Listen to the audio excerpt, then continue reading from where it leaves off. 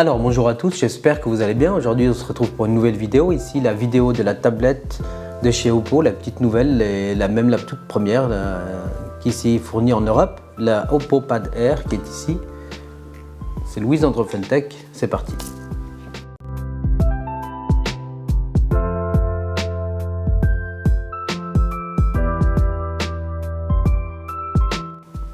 Donc ici on se retrouve avec, on va faire le tour de la tablette ici ensemble. On se retrouve avec ce design ici. Donc on a le bouton power ici en haut à gauche, d'accord, sur la tranche supérieure. Donc il est ici à droite en haut, avec deux haut-parleurs sur la même tranche du haut. On a sur la tranche de droite, toujours en mode portrait, le volume plus, volume moins, et ici le tiroir de carte SIM en juste en dessous, d'accord. Donc volume plus ici, volume moins, tiroir de carte SIM ici avec deux micros. Et on a encore deux haut-parleurs ici sur la tranche du bas avec le port USB-C ici. L'arrière, vous voyez ici l'arrière de la tablette. Alors c'est très bien fini ici, on dirait presque du métal, je suis même pas sûr, mais en tout cas très bonne finition ici. Ici par contre cette bande rugueuse là, franchement, je sais pas si vous entendez, ça fait vraiment cheap un peu, comme ça, plastique vraiment PVC un peu. Voilà, pas de grande qualité, je suis pas fan de cette partie là, malgré que à première vue ça pourrait faire joli, ici au toucher c'est pas génial, bon, après c'est mon avis, c'est comme ça. Ici vous retrouvez un capteur ici à l'arrière pour faire des photos et un capteur de selfie ici à l'avant qui est ici implémenté. Alors voilà, vous attendez pas à faire quelque chose de super avec cette partie vidéo, voilà, c'est pas vraiment fait pour ça. Pour du Skype, des petites présentations, des zooms, des choses comme ça ira très bien. Pour le reste, c'est pas la peine. Mais voilà, c'est mon avis, je montrerai et vous ferez le vôtre. Ensuite, ici, on retrouve son écran. Alors, on va faire ici le tour des caractéristiques principales de cette tablette, hein, qui est, voilà, je suis un peu mitigé, mais je vais vous dire après mon avis à la fin de toute façon. Mais voilà, on va déjà y aller par étapes. Donc, les caractéristiques principales, on retrouve ici un écran de 2K, d'une résolution de 2000 par 1200, d'une diagonale de 10,36 pouces qui couvre 84,5% du ratio de l'écran. Donc ici les bordures elles occupent le reste évidemment. Donc du coup voilà, vous aurez cet avantage là de la face avant. Protection des lumières bleues pour protéger vos yeux ultra fin, hein, qui n'est que de 6 pour une tablette, d'accord. Pour un poids de 440 grammes, ce qui voilà, ça fait que c'est franchement en main, couché sur le canapé, même à une main, ça va, vous n'aurez pas tout de suite mal. Ensuite, on retrouve donc comme on a vu, 4 haut-parleurs stéréo Dolby Atmos et une batterie de 7100 mAh. Recharge rapide à 18 watts. On va voir ce que ça donne, la recharge rapide à 18 watts, surtout pour une batterie de 7100 mAh à recharger. Et il ne me semble pas avoir vu que c'était si long, autant long qu'en tout cas que le smartphone de Google, le Pixel 6a, qui lui est alors vraiment très long. Pour la partie puissance, cette tablette est équipée d'un Snapdragon 680, d'accord, gravé en 6 nanomètres. On a la mémoire RAM de 4 Go de mémoire RAM qu'on peut étendre avec le stockage, rajouter donc 3 Go avec le stockage, ce qui nous porterait un total de 7 Go pour cette tablette. Tac. Et surtout aussi on a le mode multitâche de chez ColorOS. Voilà, on verra ce que ça donne, je vais vous montrer ce que ça donne et franchement ça c'est pas mal. C'est un des bons points de cette tablette. Là pour la partie multimédia. Donc pour la partie multimédia, on va se lancer tout de suite une vidéo YouTube de ma chaîne. Si j'écris correctement, c'est mieux.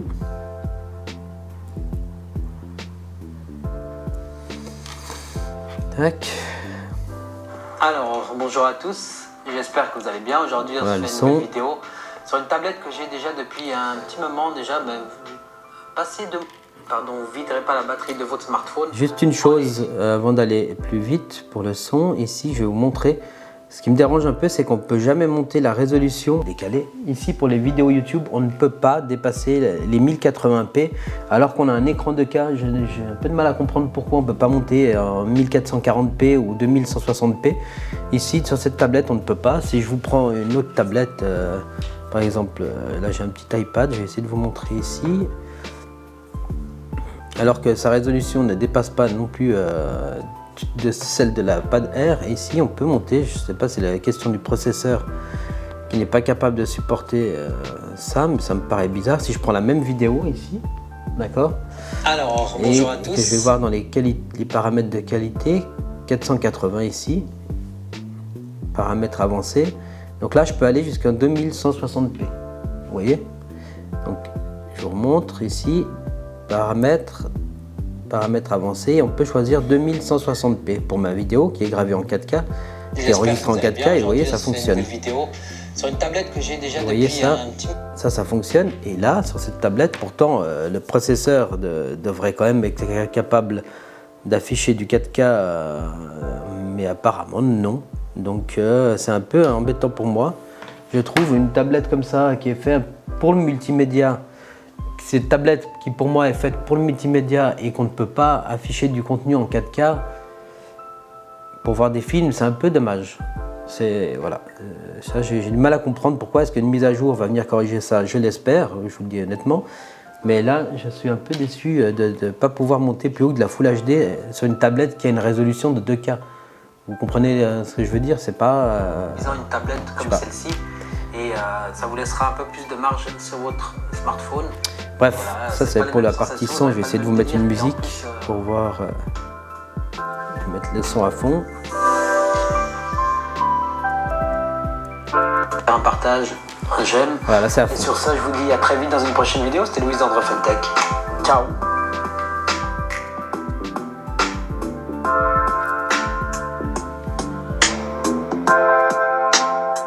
On a les 4 haut-parleurs.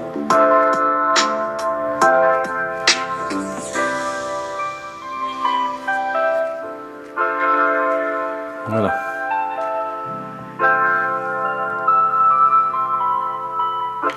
Alors on va voir.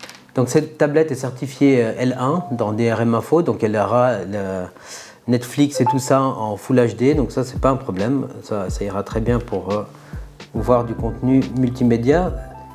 Et voilà. Je vous montre une partie d'une petite vidéo sur Netflix pour vous montrer un peu ce que ça donne.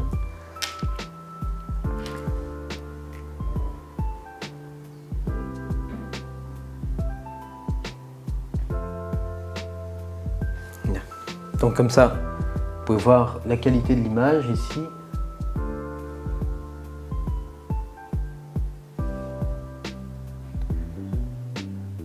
Donc vous voyez ici que le contenu, pour voir du contenu multimédia, vous n'aurez aucun problème.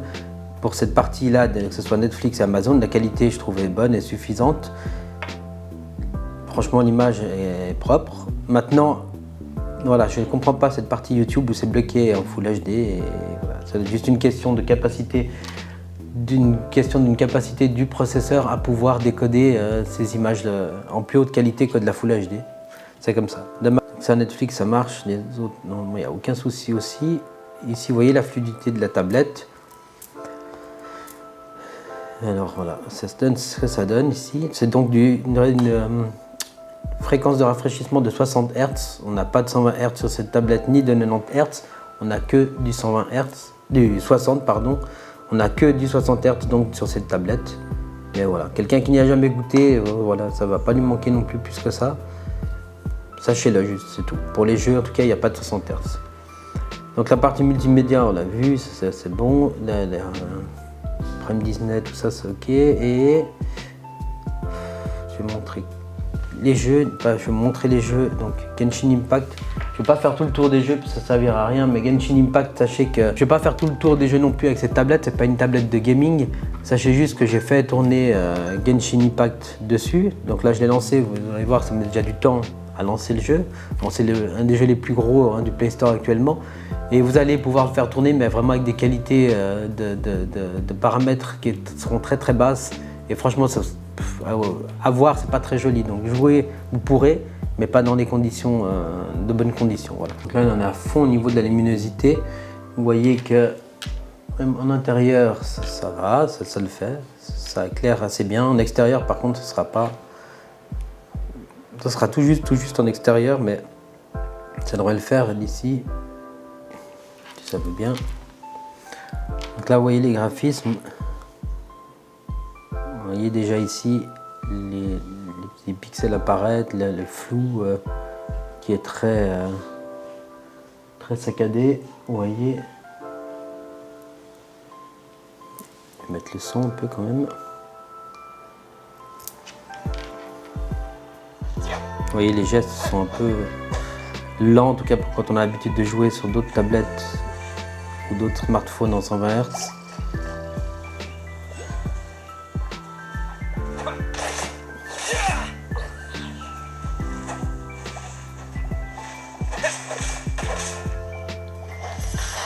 Vous verrez que ça reste jouable, hein, il n'y a aucun souci là-dessus, mais voilà, avec les qualités, une qualité qui sera moindre quand même. Mais c'est vrai que quelqu'un qui voudra jouer, faire du gaming avec, quand même avec cette tablette, il pourra le faire, vous voyez que ça marche, mais pas dans les conditions optimum. Voilà, sachez juste.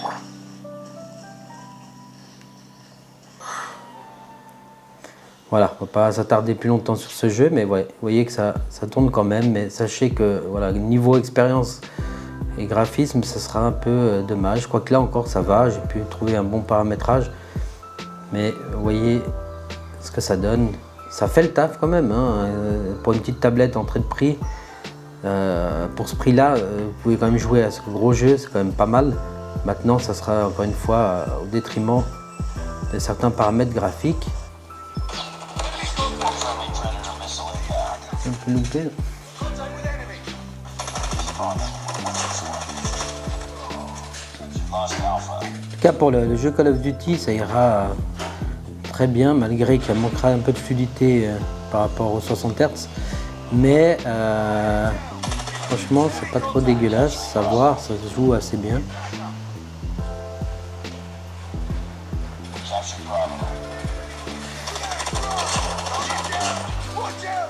Ça fonctionnera bien.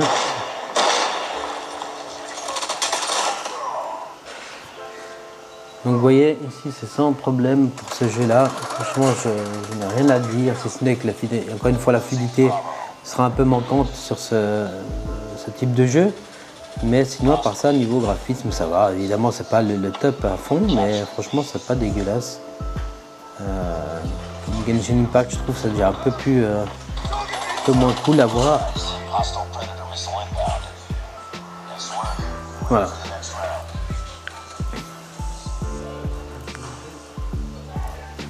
Voilà, changement de côté, on va essayer de prendre une autre arme.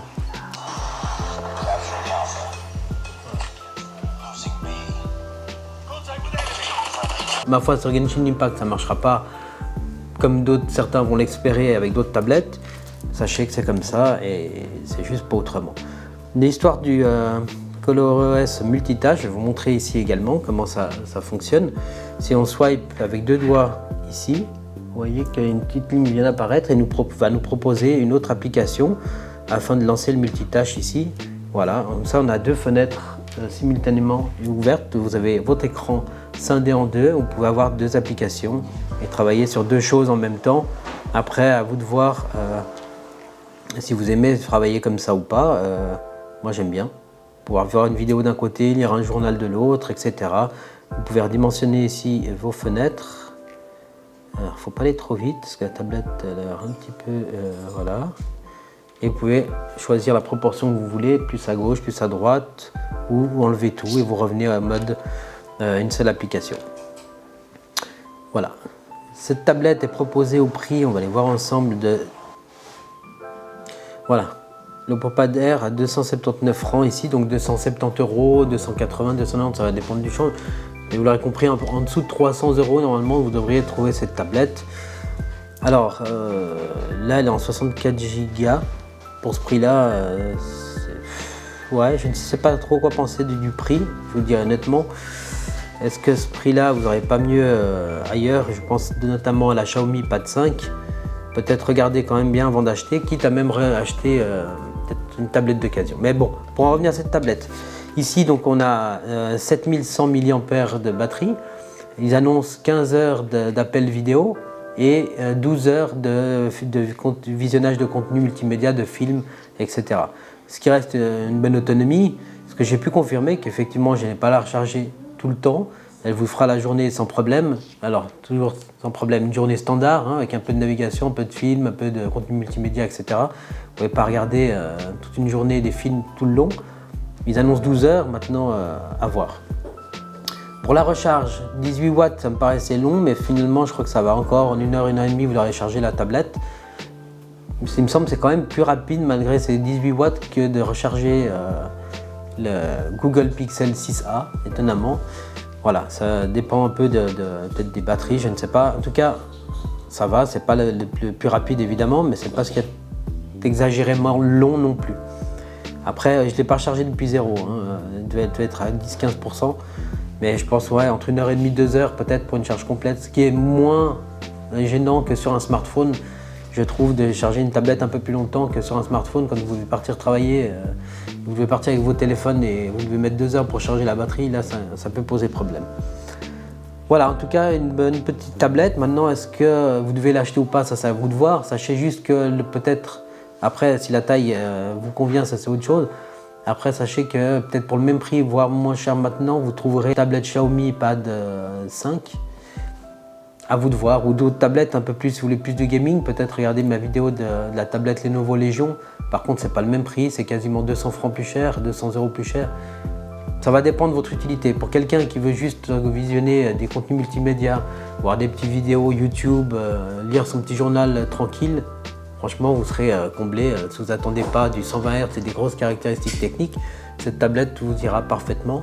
Sachez aussi qu'on peut y adjoindre une fourre et un stylet, évidemment, pour pouvoir prendre des notes, dessiner, etc.